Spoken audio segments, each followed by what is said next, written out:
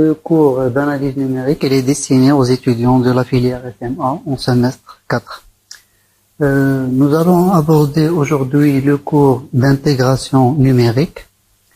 Mais avant cela, on va juste rappeler un peu le principe d'interpolation polynomiale parce que c'est la base de l'intégration numérique. Donc ensuite, on va donner une motivation de l'intégration numérique, pourquoi on a besoin de faire cette intégration. Ensuite, on doit définir les quadratures de Newton, code simple et composite, avant de définir l'erreur et le degré de ces formules de quadrature, et on va finir avec les quadratures de Gauss. Donc le principe de l'interpolation polynomiale, il est expliqué sur cette figure. Je prends une fonction f, dessinée en bleu, et je prends deux points, d'abscisse moins 1 et 1. Et j'aimerais interpoler cette fonction par un polynôme qui passe par ces deux points. On sait tous que le polynôme qui passe par deux points, c'est une droite, donc c'est un polynôme de degré 1. Si on ajoute un autre point, ça veut dire, avec la même fonction, mais j'ai 3 points. Ça veut dire, je veux interpoler sur ces 3 points, je vais obtenir un polynôme de degré 2 qui va interpoler cette fonction. Sur le même principe, on va ajouter un autre point. On travaille avec 4 points maintenant. Et on interpole. Qu'est-ce qu'on remarque? En ajoutant les points, le polynôme sera plus proche de la fonction. Avec seulement 10 points d'interpolation, on remarque que les courbes de la fonction f et du polynôme d'interpolation sont presque identiques. Donc, le principe d'interpolation d'une fonction, elle est le suivant. En prenant une fonction définie sur R, et on choisit n plus un point réel distinct. Il existe un unique polynôme Pn de degré inférieur ou égal à n, tel que Pn en xi est égal à f en xi. Comment on construit ce type de polynôme? Donc, il s'écrit sous 3 bases différentes, la base canonique, la base de Lagrange et la base de Newton. Avec la base de Lagrange, il est défini ainsi. Et la base de Newton, elle est définie de telle sorte, c'est le produit de x moins xj. Il faut noter que la base de Lagrange a été construite de telle sorte que L0 au point x0 égale à 1, et pour les autres points d'interpolation, c'est égal à 0, et ainsi de suite. Sans entrer dans les détails, on peut dire que la base de Newton, elle est la meilleure à choisir quand on est en train de faire du numérique, parce que elle est la plus rapide par rapport aux autres. Donc, un résultat qui est très important, c'est de savoir, lorsqu'on interpole une fonction, c'est quoi l'erreur qui a été faite pour faire cette interpolation. Donc, le polynôme avec la fonction, il y a une erreur qui s'écrit sous cette forme. Donc, malheureusement, on sait que ce xi, on ne le sait pas. Parce que, alors, il existe un xi tel que j'ai cette formule. Donc, le xi, on ne le sait pas. Donc, on ne peut pas calculer théoriquement cette erreur. Mais tout ce qu'on peut faire, c'est d'avoir une estimation de l'erreur. C'est-à-dire, on va majorer cette quantité de la dérivée n plus im par son max ici. Sur cette quantité, il y a 2 valeurs. L'une, elle tend vers 0 quand n tend vers plus infini. Mais l'autre, on ne sait pas sa valeur. Il y a 2 types. Soit elle est bornée, et dans ce cas, cette quantité tend vers 0, et on peut conclure que pour n tend vers plus infini, Pn converge vers f. Par contre, si cette quantité n'est pas bornée, on ne peut rien conclure pour ça. Donc, on ne peut pas dire que Pn converge vers f. Et c'est ça le plus grand problème de l'interpolation. Pourquoi? Parce que quand on dit n tend vers plus infini, ça veut dire on augmente les points d'interpolation. Parce que, comme j'ai dit au début, lorsqu'on augmente les points, on pense que on va y arriver à une fonction qui est presque égale à son polynôme d'interpolation. Le cas qui montre ce problème de la dérivée qui n'est pas bornée est le suivant. Donc on prend la fonction 1 sur 1 plus x carré, ça c'est le phénomène de range, on voit bien que sur cette partie, le polynôme il interpole bien la fonction, mais dans les extrémités, il y a une instabilité qui est claire.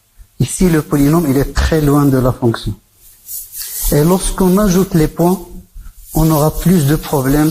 Ça veut dire qu'il y a plus d'instabilité ici, dans les extrémités. Donc, avec ce principe, pour régler ça, qu'est-ce qu'on fait?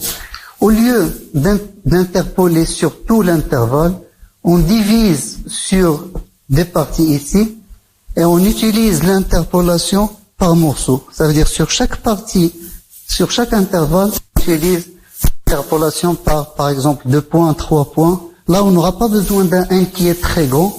On aura besoin de plusieurs intervalles de subdivision, mais sur chaque subdivision, c'est très suffisant de rester avec un degré 3 pour faire l'interpolation sur la subdivision ici. On va revenir sur ça pour l'intégration numérique.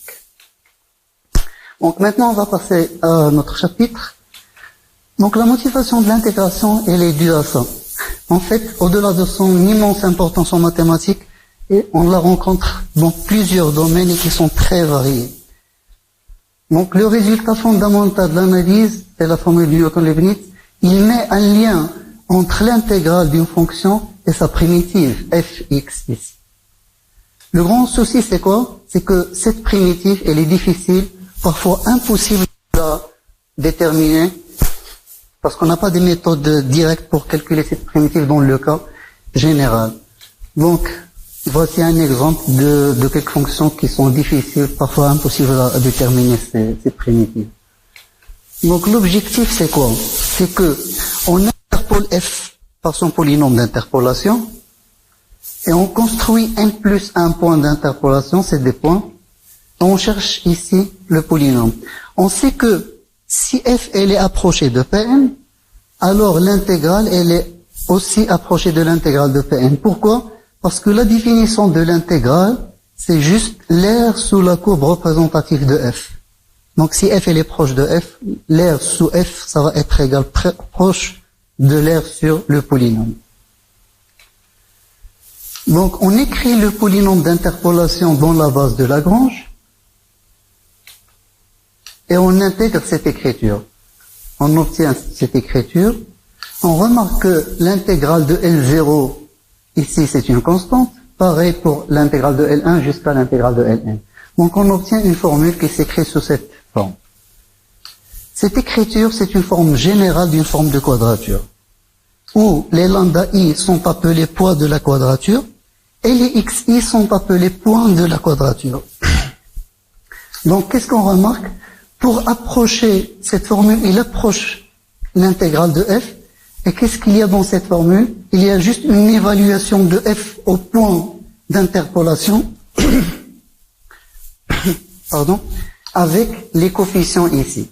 Donc, une formule de quadrature, c'est juste une combinaison linéaire ici entre l'évaluation de f au point de quadrature avec leur constante. Donc, il y a deux types de formules. Il y a les formules simples et les formules composites. La différence, c'est quoi? C'est que pour une formule simple, on interpole f sur tout l'intervalle AB. Par contre, pour les formules composites, on subdivise l'intervalle AB sur plusieurs intervalles et on utilise la formule simple sur chaque sous-intervalle de la subdivision. C'est pour cela qu'il y a le nom ici composite, parce qu'elle est composée des formules simples. Il y a deux types de quadratures. Il y a les quadratures de Newton-Cotes et il y a les quadratures de Gauss. Il y a une grande différence entre les deux sur le point que, pour la première, les points de quadrature, ils sont connus. C'est les points de subdivision de l'intervalle qu'on a choisi. Et en plus, ils sont équidistants. Ça veut dire qu'on a la même longueur sur tous les sous-intervalles. Par contre, pour la quadrature de Gauss, les points de quadrature ne sont pas connus. On les cherche avec les poids de quadrature. Donc ici, on cherche seulement les poids, et ici, on cherche les poids et les points de quadrature. Donc, on va commencer pour écrire les formules de quadrature simples. Je vais commencer par une explication géométrique du problème. Ça, c'est la courbe CF, ça, c'est l'aire. Donc, on peut dire que ça, c'est l'intégrale de f entre A et B. Lorsqu'on va commencer par l'interpolation, on choisit d'abord l'interpolation pour un point.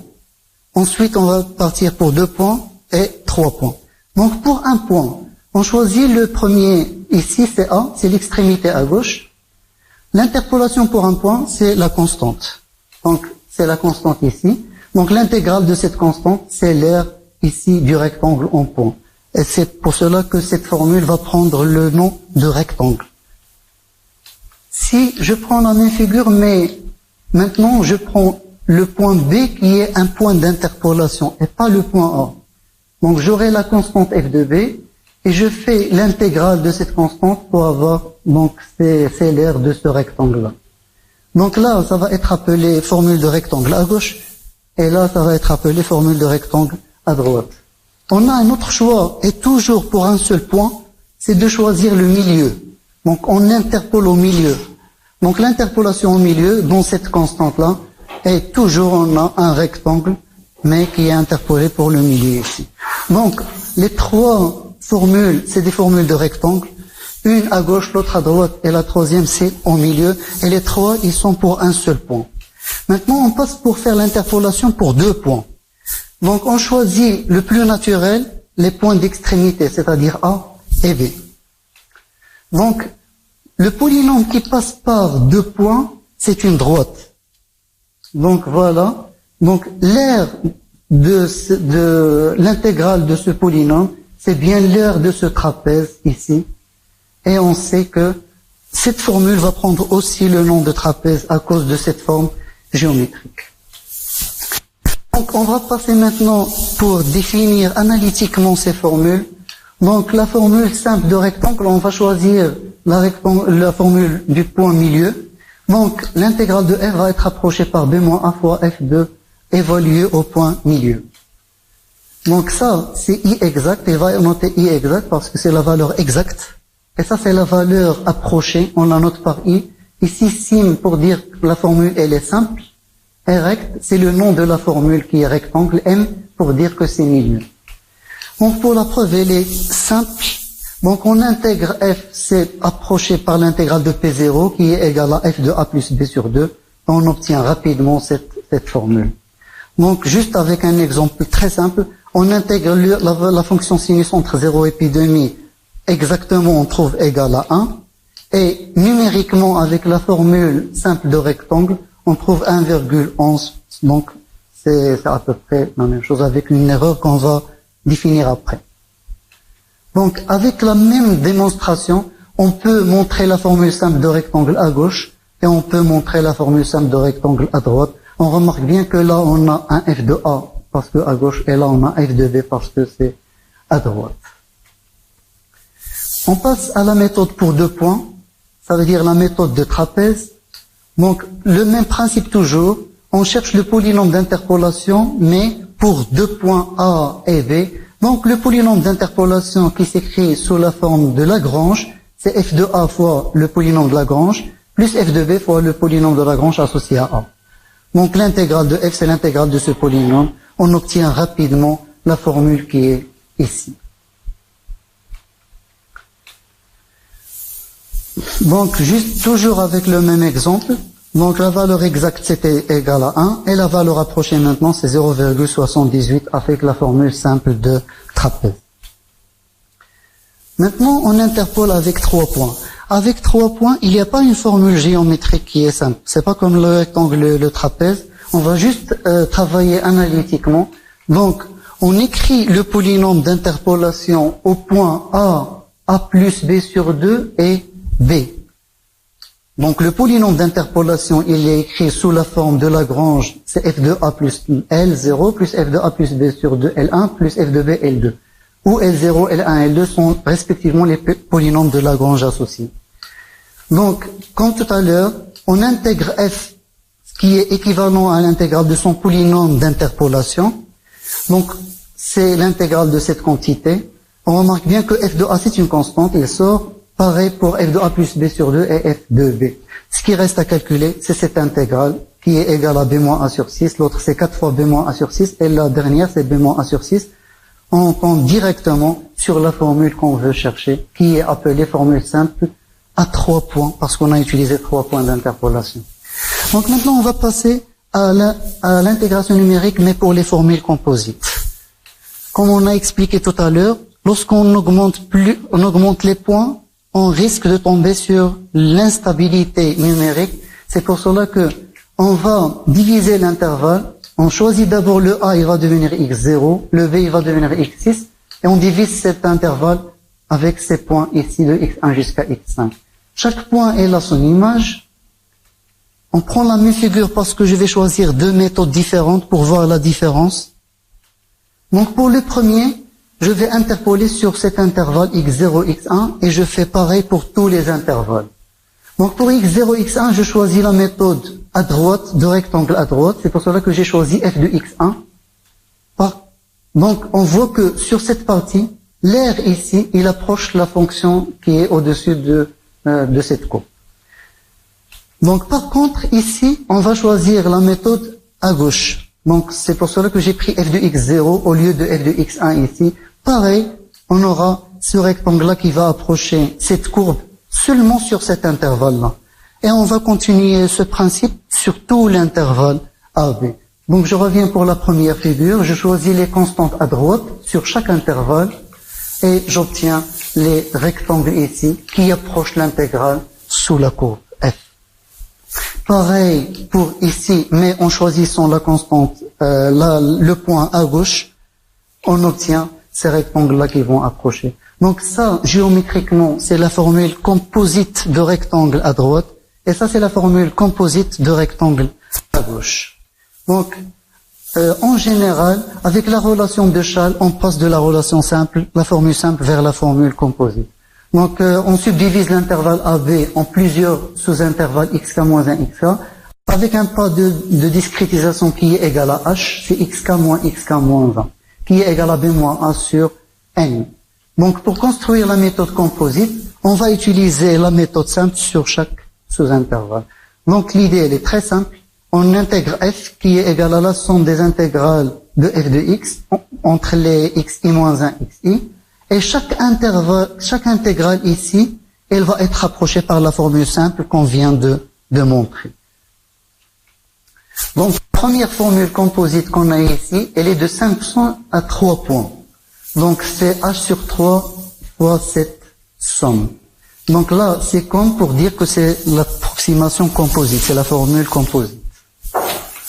Donc l'idée, c'est qu'on intègre f en sommant sur n, deux n sous-intervalles. Là, il faut faire attention ici parce que lorsqu'on divise AB en sous-intervalles, pour la formule de Simpson, simple, on a besoin de 3 points.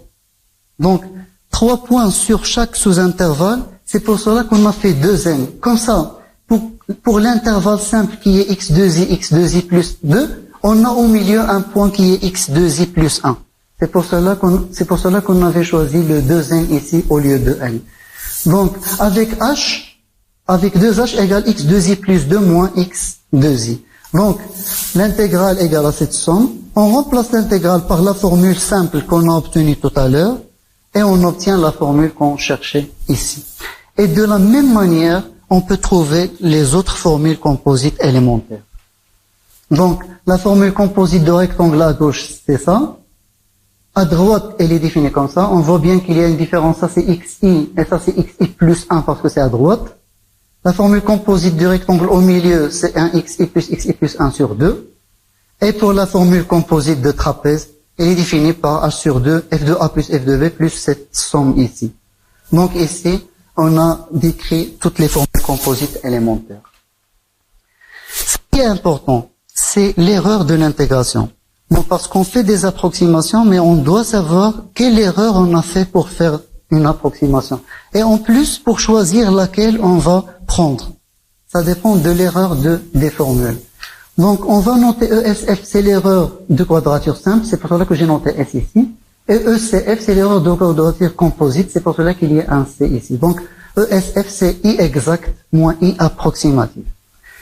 Donc, pour démontrer ces résultats, on aura besoin du théorème de la moyenne discrète. Qu'est-ce qu'il y a dans ce théorème? Donc, pour une fonction continue, et avec n plus un point et n plus un constante, mais il faut que toutes les constantes soient de même signe. Alors, il existe un état dans AB tel que la somme des alpha j f de xj égale à f état la somme des alpha j. Donc l'objectif c'est juste de faire sortir de f où l'indice il dépend de la somme ici, il faut le sortir à l'extérieur. Donc l'erreur de l'intégration pour la formule de rectangle simple avec f une classe de C2, c'est h3 sur 24 fois la dérivée seconde. Avec h, c'est le pas de discrétisation. C'est h3 qui démontre l'ordre de la méthode. Une fois que h elle est la puissance elle est trop grande, on dit que l'erreur elle est meilleure. Donc la preuve de ce formule, c'est en utilisant le développement de Taylor au second point, au point milieu. Donc c'est f de x égale à f de c jusqu'à la fin. Donc on intègre cette égalité et on remarque que l'intégration de ce terme elle est égale à 0 parce que c'est une fonction impaire et le point C il est au milieu du point A et B. Il reste à intégrer cette formule-là. Ici il y a un produit de deux fonctions, mais heureusement cette fonction elle est positive, c'est-à-dire il ne change pas de signe. Donc on peut utiliser le deuxième théorème de la moyenne qui dit que il existe un xi appartient à B tel que l'intégrale de f seconde de eta fois x moins c au carré, c'est f seconde de xi fois l'intégrale. Donc on arrive à sortir cette fonction de l'extérieur en utilisant le deuxième théorème de la valeur des moyennes. Donc on obtient la formule souhaitée avant, ça veut dire la valeur exacte, l'intégrale exacte égale à la valeur approchée plus un terme. C'est ce terme qui est l'erreur de cette formule. Donc de la même manière, on peut trouver les erreurs pour la formule composite du trapèze et la formule composite de Simpson. Donc on voit ici que ici l'ordre c'est 4 parce qu'on a un h à la puissance 4 et ça c'est h à la puissance 2. Et comme j'ai dit tout à l'heure, à chaque fois que la puissance elle est élevée, à chaque fois que la méthode elle est meilleure comme approximation. Donc on va finir ces formules avec un exemple. Donc on choisit 4 intervalles de subdivision pour la quadrature de trapèze et lorsqu'on fait la subdivision de 4, on aura besoin du point 0, pi sur 8, pi sur 4, 3 pi sur 8 et pi sur 2. Donc en utilisant la formule composite, ça c'est l'intégrale exacte et tout ce qui est ici c'est la valeur approchée. On trouve que l'erreur c'est 0,01. L'idée c'est quoi? C'est que je vais augmenter le nombre d'intervalles. Au lieu de 4, je vais choisir 8. Et on trouve une erreur qui est 0,003. Qu'est-ce qu'on remarque? Avec 8 intervalles, l'erreur a été réduite de 0,01 à 0,003. C'est-à-dire que l'erreur est environ 4 fois plus petite que l'erreur obtenue avec 4 intervalles. Ce qui confirme le résultat théorique qui dit que cette méthode elle est d'ordre 2. Donc, pour définir le degré des formules d'intégration, on dit qu'une formule de quadrature sur un terme est exacte de degré R si I exact, la valeur exacte, elle est égale à la valeur approchée pour tout polynôme de degré inférieur ou égal à R et que I exact elle est différente de I approché pour un polynôme de degré R plus 1. C'est-à-dire c'est le premier degré tel que la valeur elle est exacte. Donc pour les formules de quadrature élémentaire, on peut vérifier rapidement que la méthode de rectangle est de degré 1, de trapèze de degré 1 aussi. Par contre, la méthode de Simpson, elle est de degré 3. Donc, on va finir par les méthodes de Gauss. Donc, la motivation des méthodes de Gauss, c'est quoi? C'est que pour la méthode de trapèze, on a 50 formules de quadrature. Avec x1 et x2, c'est les extrémités de l'intervalle AB. Donc, l'objectif, c'est quoi? C'est que on cherche alpha 1, x1, alpha 2 et x2 de telle sorte que cette intégrale soit du degré le plus élevé. Ça veut dire, pour trapèze x1 c'était A, x2 c'était B, là on va pas choisir A et B, on va même chercher les points qui donnent cette meilleure intégration. Donc l'idée, elle est de Gauss et de Legendre, c'était quoi? C'est de chercher les points x1, x2, au lieu de ce qui existe ici pour trapèze, et de chercher aussi les coefficients alpha 1 et alpha 2, de telle sorte que l'intégrale ait un ordre supérieur à 1, parce que l'ordre de trapèze était 1. Et là, on cherchait avec la même formule, ça veut dire le même nombre de points, on cherche un ordre qui est supérieur. Donc, on fait un changement de variable qui va envoyer tout intervalle A, moins 1 vers un intervalle AB. Les calculs vont être développés sur moins 1, Et on cherche les points et les points d'intégration de telle sorte que la quadrature de Gauss est l'ordre le plus élevé possible. Donc, avec un calcul simple, on choisit successivement g égale à 1, x carré, x3, c'est la base d'un polynôme de degré inférieur ou égal à 3. Si on le remplace dans cette formule, on obtient ces 4 égalités. Donc, en résolvant ce système, on trouve que alpha 1 et alpha 2 égale à 1. Par contre, les points d'intégration égale moins racine de 1 sur 3 et 1 racine de 1 sur 3. Donc, on remarque bien que les points d'intégration, c'est pas les extrémités comme la formule de trapèze qui était moins 1 et 1, mais c'est bien des points qui sont différents. Et cette quadrature, elle est aussi à 2 points comme la formule de trapèze. Donc la formule de Gauss-Legendre, elle s'écrit sous cette forme, avec les coefficients 1 ici et 1 ici. Donc l'exemple, le même qu'on a choisi de tout à l'heure, c'est l'intégrale de sinus. Avec la quadrature de Gauss, on trouve que la valeur c'est 0,99, c'est presque égal à 1, et c'est la meilleure approximation si on la compare par rapport aux autres. C'est tout pour ce chapitre. Donc je vous remercie pour votre attention. Merci bien.